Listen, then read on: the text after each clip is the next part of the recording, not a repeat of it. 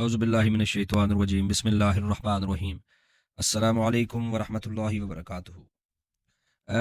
پچھلی ویڈیوز کے اندر میں نے کافی دھیان کے ساتھ آپ کو چیزیں سمجھانے کی کوشش کی ہے کہ کس طریقے سے علی مرزا اپنی بات کو ثابت کرنے کے لیے کسی بھی نہج پر، کسی بھی مقام پر، کسی بھی لیول سے نیچے گر سکتا ہے۔ اچھا چلیں آج ہم ان کے ایک اور نقطے کو سمجھنے کی کوشش کرتے ہیں، ان کے بیہیویئر کو سمجھنے کی کوشش کرتے ہیں۔ مثال کے طور پر جب یہ کسی امام کی، کسی محدث کی کوئی بات بیان کرنے لگتے ہیں تو ان کی تعریفوں کے ایسے پل باندھتے ہیں جیسے کہ ان سے بڑا ولی ان 1400 سالوں میں کوئی آیا ہی نہیں۔ لیکن جیسے ہی وہ ان کے مطلب کے برخلاف بات کرتے ہیں تو وہ یہی کہتے نظر آتے ہیں، یہ تو شاید کوئی نہیں ہے، یہ کون ہے، میں تو اس کو جانتا ہی نہیں ہوں، فلاں ٹمکاں۔ ٹھیک ہے، میں مثال کے طور پر بات کر رہا ہوں۔ جیسے میں آپ کو ایک ایگزامپل دیتا ہوں، اس کے لیے میں کلپ بھی لے کے آیا ہوں۔ یہ آپ پہلے ویڈیو دیکھیں جس میں شیخ البانی رحمہ اللہ کی تعریف کر رہے ہیں۔ شیخ ناصر الدین البانی، جن کو اہل حدیث تو اپنا محدث اور اس دور کا امام بخاری مانتے ہیں، باقی مکاتب فکر میں بھی اہل علم ان کی قدر کرتے ہیں۔ آپ نے سنا کہ کتنی زبردست الفاظ کے اندر شیخ البانی رحمہ اللہ کی تعریف کی۔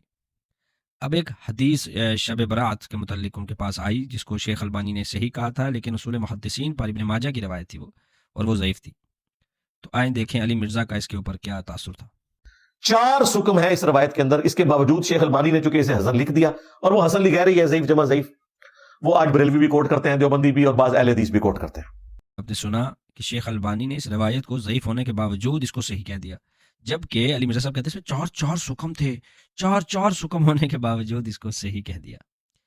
علی مرزا صاحب، ہم بھی آپ کی کارستانی آپ کو دکھاتے ہیں۔ آپ نے کہا نا کہ اہل حدیث کے بڑے بڑے علماء کی ہمت نہیں ہوتی کہ اس کو صحیح ضعیف کہیں فلانا فلانا، حالانکہ اس روایت کو ضعیف محدثین نے ہی کہا ہوا ہے، وہ میں آپ اگر تھوڑی تحقیق کریں تو آپ کو نظر آ جائے گا۔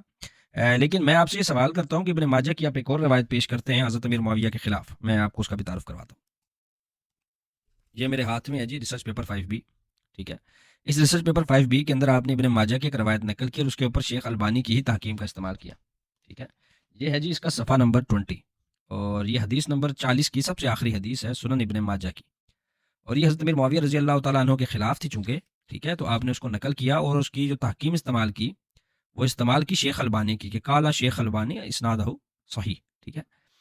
جبکہ اس کے اندر عبد الرحمن بن ثابت کا بن ابی وقاص کے ساتھ سما ثابت ہی نہیں تھا، سما کی تصریح موجود ہی نہیں تھی، لیکن شیخ البانی نے اس کو صحیح کہا ہوا تھا اور آپ نے اس کو قبول کر لیا۔ یہ کیسا کلیہ ہے مرزا صاحب آپ کا؟ یہ کیسا نظریہ ہے آپ کا جس کے اندر آپ صرف وہ چیزیں لیتے ہیں جو آپ کی مرضی کے موافق ہوتی ہیں اور ان باتوں کو چھوڑ دیتے ہیں جو آپ کی مرضی کے موافق نہیں ہوتی؟ یعنی شب برات کے مسئلے پر شیخ البانی نے ایک ضعیف حدیث کو صحیح کہا تو آپ نے اتنا زیادہ ان کے خلاف گرفت کرنے کی کوشش کی، لیکن حضرت امیر معاویہ رضی اللہ تعالیٰ عنہ کے خلاف جب انہوں نے کسی ضعیف حدیث کو صحیح کہا تو آپ نے اس کو حجت مان لیا، اور اپنے ریسرچ پیپر 5B میں نہ صرف اس کو داخل کیا بلکہ اس کے اوپر یہ بھی لکھا کہ فرقہ واریت سے بچ کر صرف قرآن اور صحیح الاسناد احادیث کو حجت دلیل ماننے اور جھوٹی بے سند ضعیف الاسناد تاریخی روایات کے فتنوں سے بچنے والوں کے لیے۔ تو پھر آپ نے ایک ایسی روایت کیوں داخل کی جو اصول محدثین پر بولی نہیں اترتی تھی؟ یہ سوال میں نے پچھلے کلپ میں بھی کیا تھا کہ علی مرزا صاحب آپ کا مسئلہ آخر ہے کیا؟ جو مسئلہ ہے کھل کر بیان کریں، ٹھیک ہے۔ آپ اس طرح کی 2 نمبریاں نہ کریں، اور وہ لوگ جو ان کو اپنا امام مان چکے ہیں، رہبر مان چکے ہیں، ان کو اپنے ایمان کی فکر کرنی چاہیے کہ ایک ایسا انسان جو احادیث کے بارے میں اتنا ہائی لیول کا جھوٹ اور کس بیانی کر سکتا ہے، تو سوچیں وہ عقائد کے اندر آپ کے ساتھ کس طرح کا کھلواڑ کر سکتا ہے۔ تو دعاؤں میں یاد رکھیے گا۔ اللہ آپ کا اور ہمارا حامی ناصر ہو۔ السلام علیکم ورحمۃ اللہ وبرکاتہ۔